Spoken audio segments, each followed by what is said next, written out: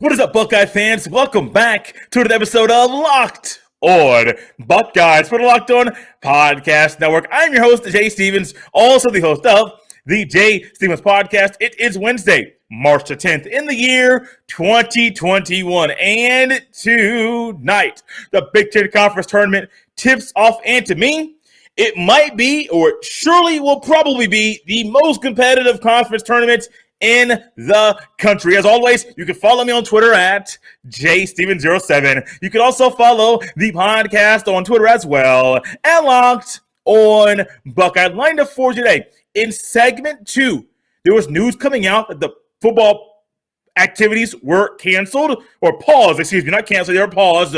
Why were they paused and when will they resume? Segment 3, Big Ten Ben Stevens will be back with us to help preview this week's Big Ten Conference Tournament. We begin today's show discussing and talking about those players that received all conference honors in the Big Ten. It's that time of year. Your favorite player on your favorite team may have received an award. If you're a Buckeye fan, which I think you are, a couple of your favorite players, well, a couple of players, they may not be your favorite, but a couple of players have received all conference awards. No matter what you think about one, I think both do deserve the awards. First, the one that may be the best player on the basketball team, or he surely is playing like it, E.J. Liddell was first team all-conference voted on by the coaches, second team all-conference voted on by the media. Dwayne Washington Jr., this is the one that you may say, yeah, he deserves it, or maybe he does not. All-conference third team, voted on both by the coaches and the media. Both players' production from last year to this year has gotten a lot better, and their importance to the team from last year to this year is better as well. It's bigger and better as well. Let's start with E.J. Liddell. His stats for the year, he is averaging 16.0 points a game, 6.5 rebounds a game, 1.3 assists per game. He is shooting 49.8% from the field, 36.2% from downtown, and a whopping 73.8% from the charity stripe. Dwayne Washington Jr., his stats on the year go as follows: 15.3 points a game, 2.8 assists a game, 2.8 rebounds a game, 2.9 assists a game. He is shooting 39.5% from the field, 36.8% from downtown, and just a shade under 90% from the charity stripe. The one amazing number for E.J. Liddell is nothing that I just mentioned to you. It is his PER, player efficiency rating, which is at 26.9. Compare that to Junior's if you want to. You may have already guessed where his is, but I'll go ahead and share it for you. His PER, 17.2.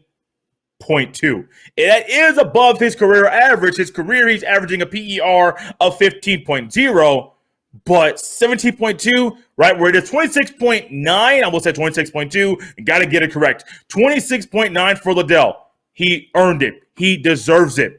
Let's think back to the Illinois game. Yes, I understand that it was a loss, but let's think back to the most recent game. Think about his play from the under 8 timeout in the second half to the under 4 timeout in the second half, when Brad Underwood called a timeout just a shade under the 4-minute mark at the end of the game, because E.J. Liddell was in a streak of just feeling it, and he made that three. Hit that Carmelo, the 3 fingers to the head 3 times. Timeout, go to the bench, regroup, and ultimately, that was the perfect timing for Brad Underwood to get his other player, Kofi Coburn, one of the best players on his team, back on the court. And by doing so, it kind of was the cookie kind of crumbled for Ohio State, and their chances of winning went out of the window. We will not go through all conference teams. I'll just read the first team voted on by the coaches and the first team voted on by the media. When we get to the media, you may recognize something a little bit, both of them. You'll recognize something a little bit odd as far as the positions when they voted on for these players. First team all-conference voted on by the coaches: Kofi Coburn, Ayo Dosunmu, Luka Garza, E.J. Liddell, and Trevion Williams. Also voted on by the media: Kofi Coburn, Ayo Dosunmu, Trace Jackson Davis, Luka Garza, and Hunter Dickinson. You notice a trend? You notice anything a little bit different? All big men in one wing, one guard. There's only one guard for both. Now, EJ Liddell, 6'6". He's not your wing player. He's not your guard. He's 6'6", 240. He is a big man. Your power forward for any basketball team in the Big Ten. So you got 4 bigs and a guard. You would think they would have 2 guards. Yes, I know positionless basketball. I understand that. But you say positionless, Coburn has a position. Garza has a position. Dickinson has a position. Jackson Davis has a position. They have a solid position. Some are 4s, some are 5s. They're not going to move. Oh, cool. You're a 4 now. You're going to be a 3. Oh, you're a 5. You're going to be a ball handler today. Go back out there on the wing and start running the off guard or the shooting guard position. No, not these guys. You want Luka Garza to dribble? I don't think so. I do have to say congratulations to Luka Garza. He was voted Big Ten Player of the Year, voted on by the coaches and the media members as well. He does deserve that. Hunter Dickinson, Freshman of the Year, voted on by the coaches. Defensive Player of the Year, Daryl Morcell of Maryland. And then Coach of the Year, Juwan Howard. And I can't knock it. Freshman of the Year, voted on by the media, Hunter Dickinson. Coach of the Year, voted on by the media, Juwan Howard as well. They deserved it. They have earned it. They have done a phenomenal job. And congratulations to EJ Liddell, Dwayne Washington Jr., and every other person that received all conference honors, either first, second, third, or even honorable mention marks. You have earned it, and you deserve it. Let's step away very quickly. When we come back, we're going to go to the football. Football activities have been paused. Why? And when will they return? But first, check this out. This tournament season, take care of your baskets and balls with the best tools for the job. We're talking about our sponsors, Manscaped, the global leaders in male grooming from head to toe. When the clock winds down in March, be clutch and avoid the upset with the Manscaped Performance Package to keep all your hair and holes tamed. Manscaped is trusted by over 2 million men worldwide. Join the Manscaped movement and start taking care of your balls today with 20% off plus free shipping by going to manscaped.com and using code LOCKEDONNCAA for our exclusive offer. The Manscaped Performance Package is the ultimate men's hygiene bundle and number 1 overall seed this season. Included in this package is the Weed Whacker ear and nose hair trimmer. This amazing bundle also includes the Lawnmower 3.0 trimmer, the best trimmer on the market for your balls, butt, and body. It checks every box for a Final Four run. Let's not forget their famous liquid formulations, the Crop Preserver, Ball Deodorant, and Crop Reviver Ball Toner to maximize your ball hygiene routine and keep you fresh, ready for anything. Every purchase at manscaped.com goes towards contributions made to the Testicular Cancer Society. Get 20% off and free shipping with the code LOCKEDONNCAA at manscaped.com. That's 20% off with free shipping at manscaped.com and use LOCKEDONNCAA. When things get hairy, make sure to call on Manscaped in clutch time. There's a good chance maybe somebody like me that is looking and is striving to find the perfect, and I literally mean the perfect protein bar. You know, the one that fits your macros, fits your diet just right, and it tastes like candy as well. Well, guys, I have ended my search, and I thoroughly encourage you to consider and think about ending yours as well. Built Bar is great for the health-conscious guy. It'll help you lose or maintain weight while indulging in a delicious treat. Bars are low-calorie, low-sugar, high-protein, high-fiber, and they're great for the keto diet. And with the purchase at BuiltBar.com, you'll get a free cooler. Now, those are only available while supplies last. Go to BuiltBar.com and use promo code LOCKEDON20, and you'll get 20% off your next order. Once again, that is promo code LOCKEDON20. That is LOCKEDON, the number 2 and the number 0 for 20% off at BuiltBar.com. Get more of the sports news you need in less time with our new Locked On Today podcast. Peter Bukowski hosts Locked On Today, a daily podcast breaking down the biggest stories with analysis from our local experts. Start your day with all the sports news you need in under 20 minutes. Subscribe to Locked On Today wherever you get your podcasts. If this is your first time watching or listening Locked On Buckeyes, I want to say welcome. Or if it's your first time in a long time watching or listening to the podcast, I want to say welcome back. I thoroughly enjoy, I appreciate, and am honored that you will take time out of your day to listen or watch Locked On Buckeyes. Make sure you subscribe to Locked On Buckeyes so you don't miss a beat. Locked On Buckeyes drops a fresh new episode for you every Monday through Friday. Just when you thought things are almost possibly going to be smooth sailing here for the football program, activities get paused.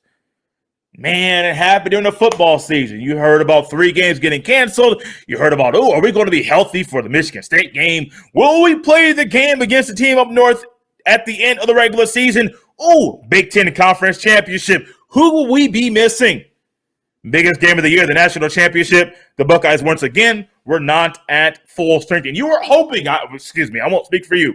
I was hoping that we were done with all of that stuff. We were done with all that nonsense. You were going to forget all of that. But you can't forget about something that's not going anywhere. COVID-19 and these tests that the players are doing, there have been too many positive tests, quite a few positive tests, and via consultation, and these 3 men putting their head together when they realized what the numbers were and how many players had tested positive inside the football program after they were still doing their daily testing for COVID-19, or maybe for COVID-19. Ryan Day, along with head physician Dr. James Borchers and AD Gene Smith, got together, consulted, talked things over, and decided to call a timeout, put a pause on team activities for 1 week. Is it that big of a deal right now? Possibly not. You have newcomers there. You have guys that just enrolled in school in January that are trying to get as much as they can, take in all the info and be a sponge and just absorb some more and absorb everything that's being thrown at them. That's valuable time to them. You have guys like Kyle McCord, I believe is his last name. I think I called him McLeod at one point. Kyle McCord and Stroud, who are vying to be QB1, QB2 in every rep, not just on the practice field, but also every rep in the weight room, every mental rep they take in the film room, every mental rep they take in the dorm room, which they still can do. Those things are valuable. And pausing things right now, even though is it officially spring practice, which that will not start until March 19th, approximately less than a month before the spring game will be played. This time right now, it's not the end of the world, but it's valuable time for these coaches, for these players, for the playbook, for any wrinkles, for the newcomers, for the vets to get together, come together, and learn more about each other and figure out who is going. There's a lot of position battles right now at Ohio State.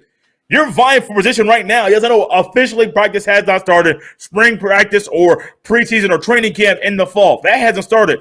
But those LBs, those QBs, those running backs, they're vying and trying to be getting a starting spot. There's going to be a position battle in the defensive backfield as well. So many people, so many Buckeyes are vying and striving for a spot. And not having practice for 1 week, that might not be the end of the world. But for them, a lot of them, 1 week of no reps, whoo-wee, on the field, whoo-hoo-hoo, yeah, that could be a lot. I think it makes me think back to a time when I, myself, was trying to get a starting spot. Now, my freshman year, I was the starting center for my high school. My freshman year, we did go, I believe, with 8-1. We got mollywopped the 8th game of the year by Franklin Central High School. They destroyed us. I believe the final score was 41-7. They won the conference. We did not. The next week, we mollywopped. We destroyed. We smacked Martinsville High School. They were the worst team in the conference. And that day, they played like it. We played like one of the better teams in our conference. But my sophomore year, during two-a-days, I broke my hand. Like I said, Jay, this 2 days are going to be in August, especially in high school. 2 days in August, we had two weeks of 2 days. And then all of a sudden, we had the first game of the year. We had 1 full week of practice when school started, and then bam, First game of the year against your rival. You better come ready or you're going to get your helmet knocked off. And I remember my sophomore year, I ended up breaking my hand. We were doing bear crawls as a punishment. I forget who was in the wrong, but somebody was getting punished. It was us as a whole, and I broke my hand. I had two fingers. My middle finger, my ring finger on my right hand went to go do some bear crawls. All of a sudden, those two fingers went down. I don't know why that happened at that time. I know you're supposed to go. I can't explain. I have no idea. But those two fingers went down. I felt and heard a pop. And the next week, I still practiced with it because, you're a football player. It's supposed to be tough. You ain't going to a doctor. It's supposed to be tough. Well, my idiot self wanted to be tough, possibly made it worse. Went to the doctor. The doctor said, "Ooh, sir, yeah, this isn't good. You can still play football, but you have to wear a soft cast." I had to wear, I forget what it was, a little weird cast I wore during the day. It was removable. And then during football practice, I put a soft cast on, had to go to the trainer, get that bad boy wrapped up. Some said, Jay, you were clubbing boys on the football field. I mean, I wouldn't say yes, but I mean, if it happened, it happened. I mean, it's football. If I got a little weapon I could utilize on my hand and it's legal, I mean, I won't say I didn't do it. I won't say I did. But as some of my teammates, they may have complained just a tad bit.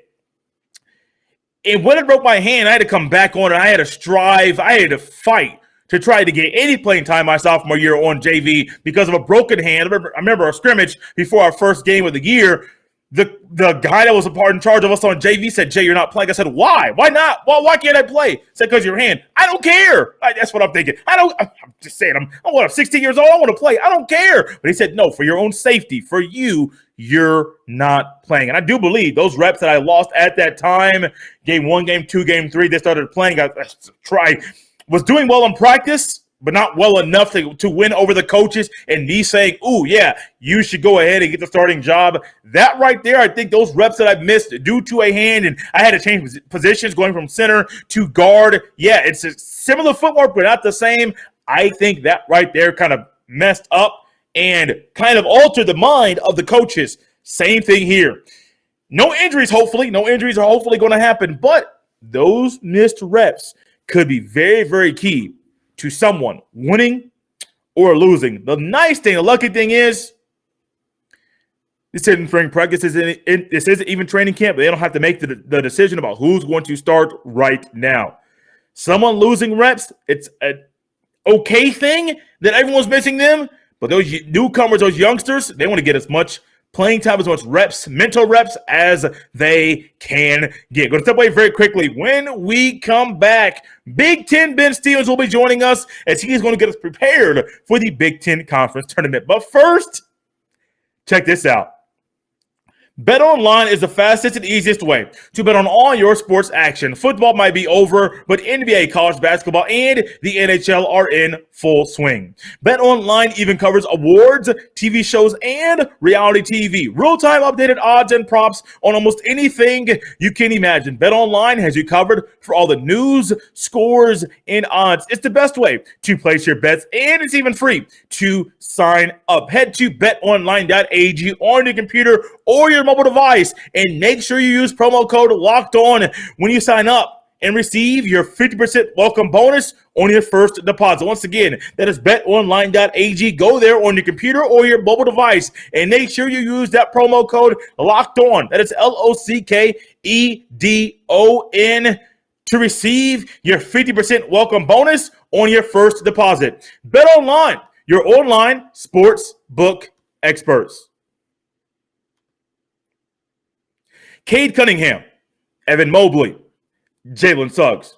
How much do you really know about these potential NBA stars of tomorrow? If you want to know more, you need to subscribe to the Locked On NBA podcast, NBA Draft podcast, prospect scouting reports, draft rumors, mock drafts, and full coverage of March Madness 4 days a week from credentialed draft experts. Subscribe today and follow Locked On NBA Draft. Wednesday, wrapping up the Wednesday Hump Day edition of Locked On Buckeyes. Ben, that might be the first time I mentioned Hump Day here on a Wednesday episode, and I've been doing this thing for a few months. I did say Ben. It is Big Ten Ben back with us to help preview the Big Ten Conference Tournament. Ben Stevens, how are you, sir? I'm doing well, Jay. It's weird now that I'm in the guest seat when we've been doing the Stevens and Stevens podcast and the Locked On Big Ten show for a little bit, but I'm glad to be here. Glad to be giving you an education course the best I can as we get ready for this Big Ten tournament.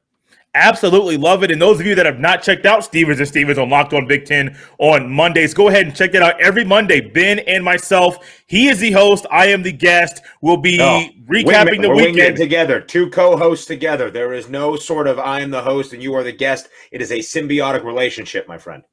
I like it. I love it. We keep each other good. We flow back and forth very, very well. In the name Stevens and Stevens, I'm first, he is second. Not because I picked it, the alphabet did. Ben, when you look at the Big Ten Conference tournament this weekend, which starts tonight, what comes to your mind?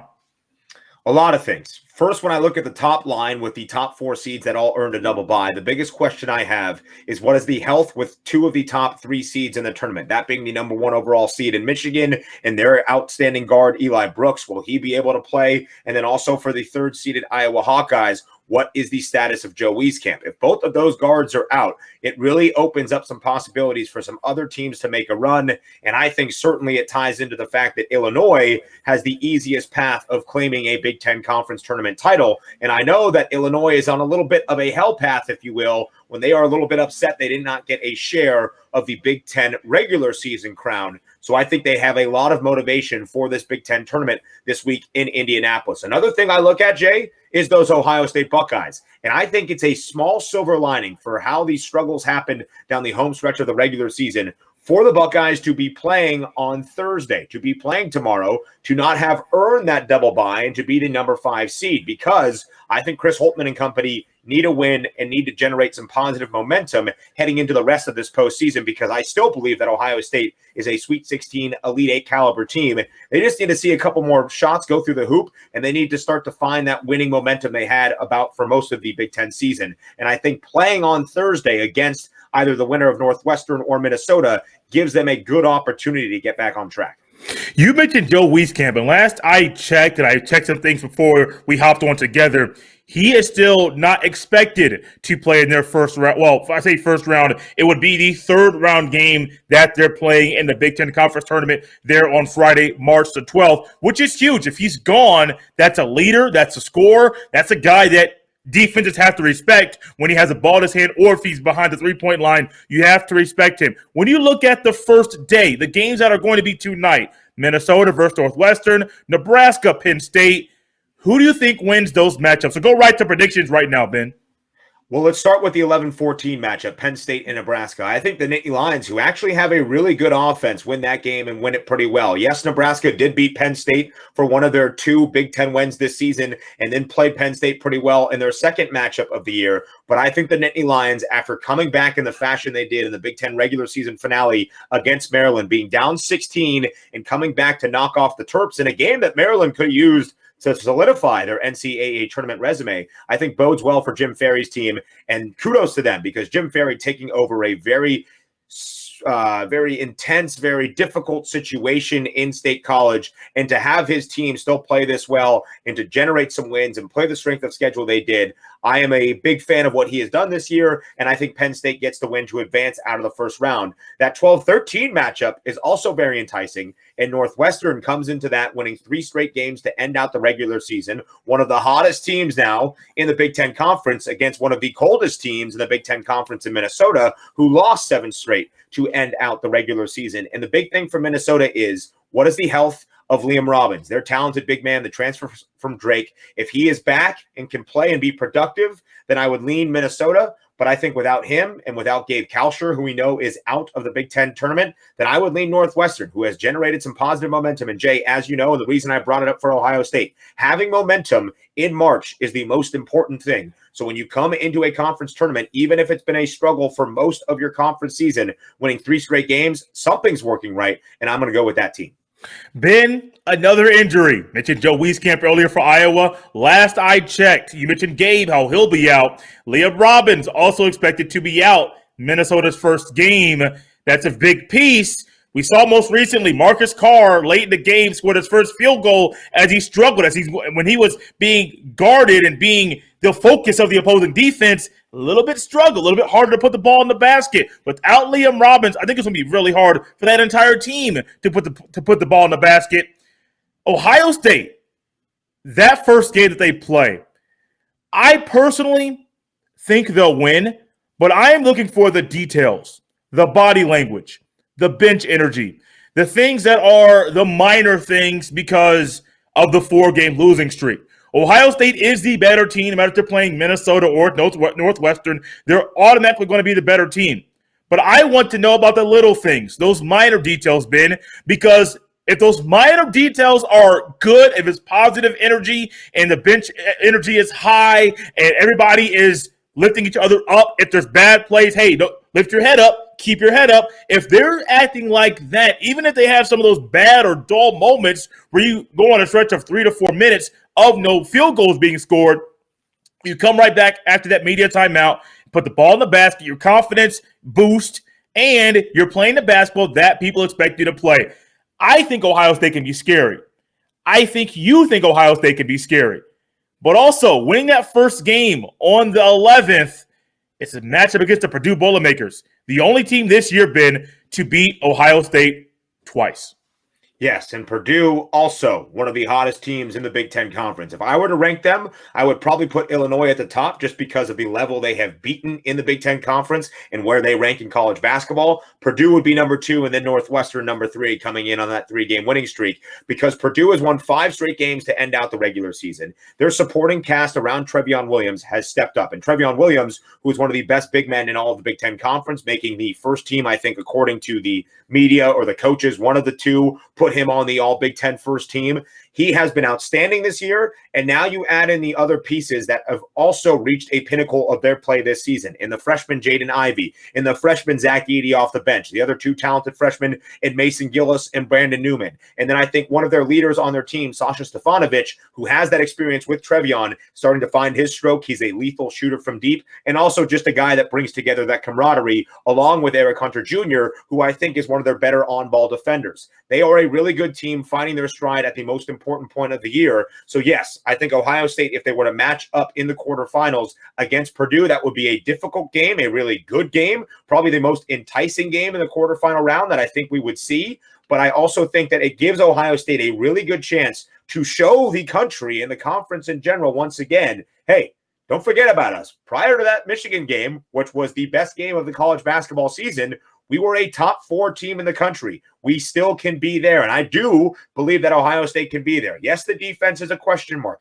Yes, if they're not shooting the 3 ball as well, it is going to be a little bit of a concern when you look at what they can do offensively in terms of their output. But I do believe that Ohio State has the pieces in place when they have some senior leadership in their guards position. And Dwayne Washington Jr., CJ Walker has that experience. Justice Suing, although a transfer, does have that experience as well. And when they can bring along a guy like EJ Liddell, that despite the losing streak has been fantastic, I still think Ohio State has the talent to be up there with the cream of the crop in the Big Ten.